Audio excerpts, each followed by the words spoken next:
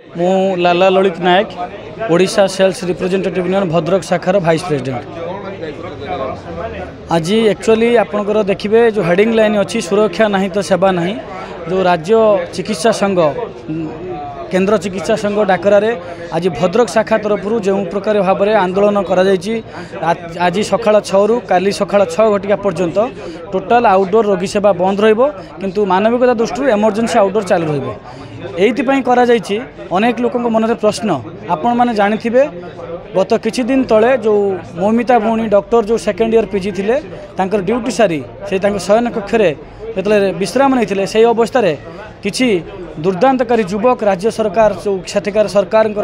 किछि चाटुकारी का नेतांकर पुत्र भाव में आम जहाँ खबर पाऊँ से धसई पशि जो गणदुष्कर्म कले एवं से मेंटिला नहीं तापर ताको हत्या कले एवं हत्या को एविडेंस को लुचेवाई जो परी भाव में तथ्य लुचाई राज्य सरकार प्ररोचन पड़ी आज केंद्र सरकार केंद्र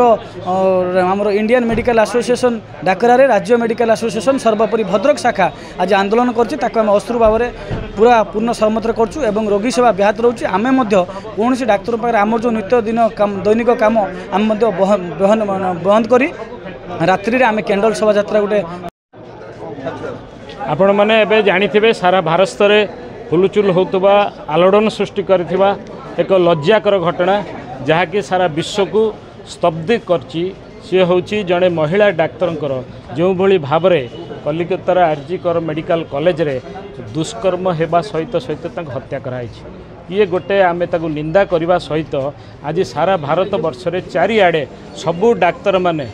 महिला एवं पुरुष निर्विशेष सबुआड़े आज धर्मघट करिसेंती एवं विशेष भाव में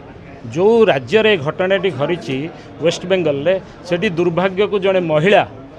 अच्छी मुख्यमंत्री एवं तांकर 11 जन महिला सांसद अच्छा। आपण भावतु जो भली भाव में ये हैला जो विभत्स कांड घटिला आज से मुह चुप रखिंट एवं से कार्यक्रम को घंट घोड़ाइया चाहते जहाँ फल आज कलिकतार हाईकोर्ट आज सीबीआई को परमिशन देती यार इन्वेस्टिगेशन करने जो भली भाव में पीड़ितार बापा मिछ कथा कहला जे से सुसाइड करिछि एवं महिला जो मुख्यमंत्री ताको जबैया को चाहिए एवं आज देखंतु आस्ते आस्ते लोकलोचन को आसुछि ता भितर जो भली भाव में विभत्स कांड होइछि it is a gang rape एवं जो महिला डाक्तर को आज ये घटी सी विभिन्न प्रकार दुर्नीति विरोध में आज ये स्वर उत्तोलन करते से कॉलेज भितर जहाँ होता आज आप देखिए जो अध्यक्ष थे प्रिंसिपाल तांकरी प्ररोचन एवं जो भली भाव में होता शेष जो भली भाव में से ड्रग्स मेडिकल ड्रग्स काम कारबार होता पैसा नहीं कि पास में नंबर दिया होता ये सब विभिन्न प्रकार तांको मुह को दबाई देवाई एवं टीएमसी गुंडा मान आपण भावतु गोटे सरकार प्रायोजित भाव में कराई। आज दुर्भाग्य जो महिला डाक्तर जो डाक्तर माने आपण को लोक मानकर जीवन बंचिया को चेष्टा करछंती आज से जीवन को प्रायोजित भाव में आज निया जाउची। आज ये सारा भारत वर्ष रे आज डाक्तर माने एइथिपाई आज आम दाबी करूँ सुरक्षा नहीं तो सेवा नहीं। तेणु आज आम केन्द्र ठू आरंभ करी राज्य पर्यंत सबू सरकार कहीचु एवं विशेष भाव में आज जो मोदी आज मोदी भरसा करछंती बीजेपी सरकार महिला माने महिला सुरक्षा पाई बेटी बचाओ बेटी पढ़ा विभिन्न कार्यक्रम होची। आज आम ये माध्यम आज कलेक्टर माध्यम प्रधानमंत्री को अनुरोध करिचु जे आपण याद हस्तक्षेप करंतु दरकार पड़िले आम पई सुरक्षा नियम करा जाऊ सबू नहले डाक्तरखाना रे चिकित्सा व्याहत हो। धन्यवाद। भद्रक शाखा आमर संपादक सब व्यक्तिगत भाव कहीगले जे कौ परिप्रेक्षी रे आज आंदोलन डाकरा दिखाई। आज खाली भद्रक नुहे भारत सारा सबुआड़े आज चिकित्सा व्याहत होती समस्त कार्य बंद आंदोलन करिसेंती केवल जरूरी सेवा को बाद देले। तेणु आमर मुख्य दाबी होची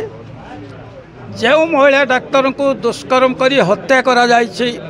एवं तार प्रमाण नष्ट पाई सबु प्रकार षड्यंत्र कराई ताको विधिवत भाव में सीबीआई तदंत करी अभियुक्त मान को दृष्टांतमूलक दंड विधान करा जाए नंबर 1 एवं द्वितीय कथा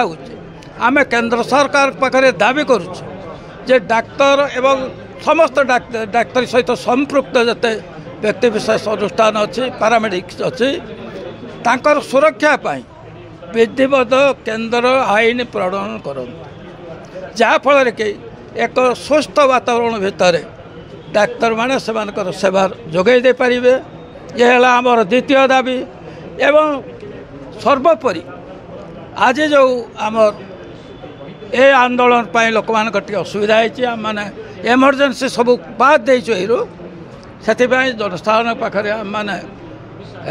क्षमा प्रार्थना चाहूँ। आम आशा करुचु जनसाधारण आमर दाबी गुड़िक हृदयंगम करी आम मानक सहयोग करेंगे और आगामी दिन